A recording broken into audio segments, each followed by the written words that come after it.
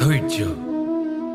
এই ধৈর্য কি কোনো গুণ, কোনো অনুভূতি, কোনো দৃষ্টিভঙ্গি?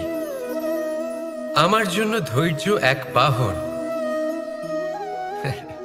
আপনি হয়তো ভাবছেন এ কেমন বাহন?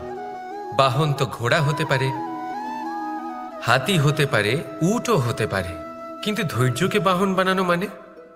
চলুন আপনাকে একটা কথা বোঝাই।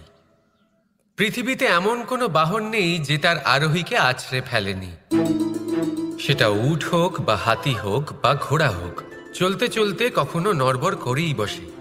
তারপর সেই আরোহী পরে কারোর পায়, তারপর পরে তার নিজের নজরে।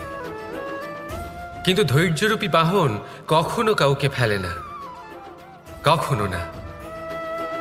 না সেই আরোহী কারোর পায়ে পড়ে, আর না তো নিজের নজরে। কারণ ধৈর্য আপনাকে বিবেক প্রদান করে, বিবেক আপনাকে পরিকল্পনায় সাহায্য করে, আর পরিকল্পনা প্রদান করে আপনাকে শক্তি, আপনার লক্ষ্যের দিকে অগ্রসর হওয়া। বুঝলেন?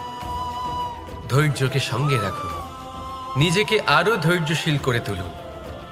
এই ধৈর্যের সাহায্যে আরোহণ করে দেখুন কিভাবে এই বাহন আপনাকে আপনার গন্তব্যে পৌঁছে দেবে।